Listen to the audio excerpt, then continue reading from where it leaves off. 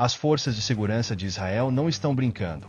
Depois do ataque terrorista em Jerusalém, que deixou 6 feridos, a resposta foi imediata e contundente. Patrulhas foram reforçadas, bloqueios erguidos e operações de varredura se intensificaram na Judéia e Samaria. O objetivo é claro: localizar suspeitos, impedir novos atentados e desmontar qualquer célula terrorista antes que possa agir. Essa estratégia não é nova, mas a escala atual é algo que não se via há tempos. A guerra contra o terror exige medidas firmes, e Israel sabe que qualquer hesitação pode custar vidas. No terreno, a presença militar aumentou drasticamente, com incursões sendo feitas em cidades e vilarejos estratégicos.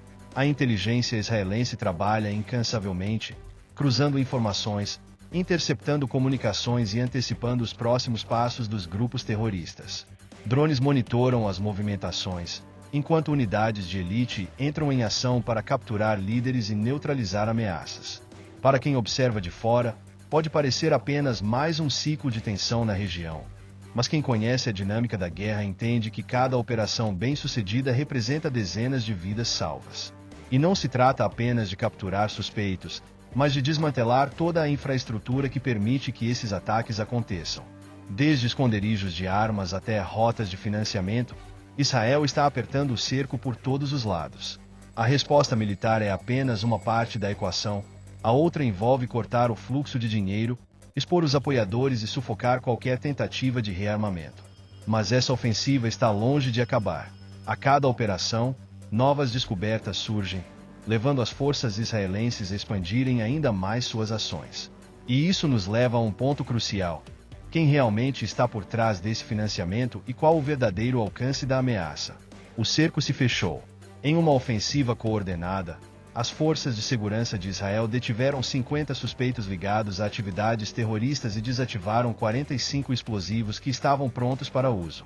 Esses números não são apenas estatísticas, cada prisão representa um atentado frustrado, cada bomba removida é uma vida salva. O serviço de inteligência israelense, conhecido por sua precisão cirúrgica, rastreou ligações financeiras que apontam diretamente para um envolvimento iraniano. O dinheiro, como sempre, fala mais alto. E, nesse caso, ele está financiando o caos. A descoberta de que o Irã está por trás desses ataques não é novidade, mas as evidências agora são incontestáveis. Documentos apreendidos, registros bancários e confissões de prisioneiros revelam o fluxo constante de fundos e armamentos vindo da Guarda Revolucionária Iraniana. É uma teia bem montada, onde cada célula terrorista recebe o suporte necessário para manter a violência viva. A estratégia de Israel é clara: cortar as conexões, expor os agentes infiltrados e eliminar qualquer suporte que permita a esses grupos se reorganizarem. E essa guerra vai muito além dos campos de batalha visíveis. O combate ao terrorismo não acontece apenas com armas, mas com inteligência estratégica. Imagine uma operação onde, ao invés de um ataque direto, um governo descobre e bloqueia as contas bancárias usadas para financiar atentados. Isso paralisa qualquer operação terrorista sem disparar um único tiro. Israel sabe disso e está agindo nas sombras, desmontando peça por peça esse esquema mortal. Mas enquanto a rede de financiamento se desmorona, uma questão ainda permanece: qual o real poder de fogo desses grupos e até onde eles podem ir? Apesar dos golpes sofridos, os grupos terroristas Hamas e Hezbollah ainda possuem um arsenal considerável. Estimativas apontam que centenas de foguetes e mísseis de longo alcance continuam escondidos, prontos para serem disparados contra Israel a qualquer momento. E não estamos falando de armas improvisadas, mas de equipamentos sofisticados, muitos deles fornecidos pelo Irã. A capacidade desses grupos vai além do que se vê nas manchetes. Eles não apenas disparam foguetes, mas também possuem sistemas organizados de inteligência e guerra eletrônica. A ameaça não pode ser subestimada. A tecnologia envolvida nesses ataques mostra o nível de apoio que o Hamas e o Hezbollah recebem. Muitos dos mísseis são guiados e capazes de atingir alvos estratégicos com precisão. Isso força Israel a manter uma vigilância constante e a melhorar seus próprios sistemas de defesa, como a cúpula de ferro. O jogo de xadrez militar é intenso. Enquanto terroristas buscam novas rotas de fornecimento, Israel investe em tecnologia de interceptação e ataques preventivos. A guerra moderna não é mais apenas sobre poder de fogo bruto, mas sim sobre quem consegue antecipar melhor os movimentos do inimigo. E se engana quem pensa que esses grupos atuam sozinhos. A estrutura deles se mantém com um financiamento complexo e uma rede de alianças que envolve não apenas países, mas também organizações clandestinas ao redor do mundo. É por isso que Israel não pode focar apenas nos lançadores de foguetes. A estratégia envolve atacar a raiz do problema. Mas, para realmente enfraquecê-los, é preciso ir além das armas e mirar nos esconderijos, túneis e depósitos que garantem sua sobrevivência. E é exatamente isso que as forças israelenses já começaram a fazer. Os túneis subterrâneos sempre foram uma peça-chave na estratégia do Hamas e do Hezbollah, permitindo movimentação segura de combatentes, armas e suprimentos sem serem detectados. Mas Israel decidiu acabar com essa vantagem. Em operações recentes, os militares destruíram uma rede extensa de túneis e bunkers no sul do Líbano, desmantelando uma infraestrutura que levou anos para ser construída. A guerra, nesse nível, é um jogo de paciência e inteligência. Cada túnel derrubado significa menos ataques no futuro. E não basta apenas explodir os acessos, é preciso mapear toda a rede para garantir que não restem alternativas. A quantidade de armas e munições apreendidas nessas operações reforça a gravidade da situação. Mísseis escondidos em armazéns camuflados, estoques de explosivos prontos para serem utilizados e até drones equipados com carga letal. Israel sabe que, para garantir sua segurança, não pode esperar o primeiro ataque. Por isso, a estratégia agora é a ofensiva total, atingindo depósitos de armas antes que sejam utilizados. Essa abordagem se provou eficaz nas últimas incursões, onde destruições estratégicas forçaram os grupos terroristas a recuarem temporariamente. Mas essa guerra subterrânea não é apenas física, é também psicológica. Cada túnel desmoronado, cada bunker inutilizado representa uma derrota moral para os terroristas. Isso gera instabilidade entre seus membros e dificulta o recrutamento de novos combatentes. Israel entende que a guerra não se vence apenas no campo de batalha, mas também no controle da narrativa. E enquanto os bunkers inimigos são reduzidos a escombros, algo mais profundo começa a acontecer. O próprio povo da faixa de Gaza começa a questionar o Hamas. E esse pode ser o início de uma mudança inesperada. O que antes era impensável está acontecendo. Uma parcela crescente da população da faixa de Gaza começa a culpar o Hamas pela destruição e pelo sofrimento contínuo. Durante anos, a narrativa foi cuidadosamente controlada, colocando Israel como o único vilão. Mas agora, com cidades em ruínas, túneis destruídos e suprimentos escassos, muitos moradores estão se perguntando se a resistência armada vale o preço pago.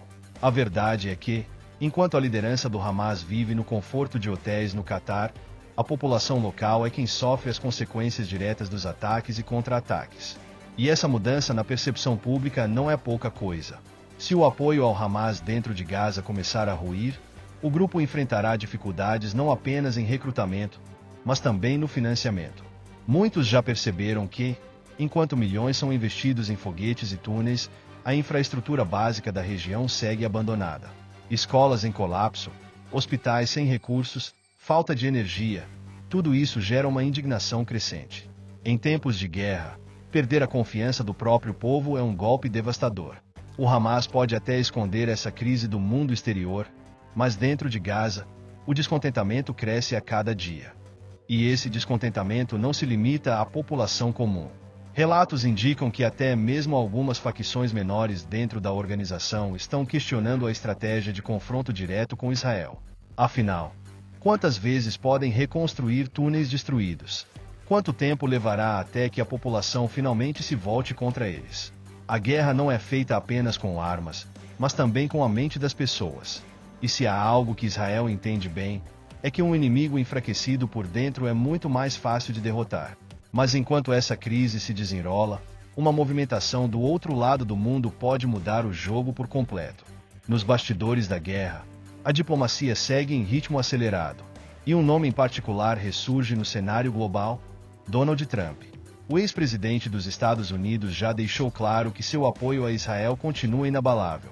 Recentemente, ele reforçou essa posição ao remover restrições de armamento, permitindo que o país tenha acesso ainda mais rápido a munições de alta precisão. Essa mudança na política externa americana é um recado direto para os inimigos de Israel. Qualquer ataque será respondido com força total, e agora com ainda mais recursos à disposição. Além do suporte militar, Trump está preparando um encontro estratégico com Benjamin Netanyahu. O objetivo: reforçar alianças, coordenar novas sanções contra o Irã e alinhar políticas para conter o avanço dos grupos terroristas financiados por Teherã. Para Israel, essa reaproximação vem em um momento crucial. No cenário internacional, onde muitos países hesitam em tomar partido, ter um aliado como os Estados Unidos pode significar a diferença entre uma guerra prolongada e uma vitória decisiva. A movimentação de Trump, além de fortalecer Israel, também pressiona outras potências a se posicionarem. Mas a diplomacia não acontece apenas entre líderes. Ela se desenrola nos corredores da ONU, nas embaixadas e nas negociações secretas. Enquanto Israel reforça suas alianças, seus inimigos também buscam apoio. O Irã, por exemplo, intensificou seus contatos com Rússia e China, tentando garantir respaldo econômico e militar. O tabuleiro geopolítico está se movendo rapidamente, e cada decisão pode redefinir os rumos do conflito. Com novas armas chegando, estratégias sendo refinadas e alianças sendo testadas, o verdadeiro impacto dessas movimentações ainda está por vir. Nos bastidores de cada conflito envolvendo Israel, há um arquiteto silencioso: o Irã. A Guarda Revolucionária Iraniana não apenas financia, mas também treina e coordena grupos terroristas espalhados pelo Oriente Médio.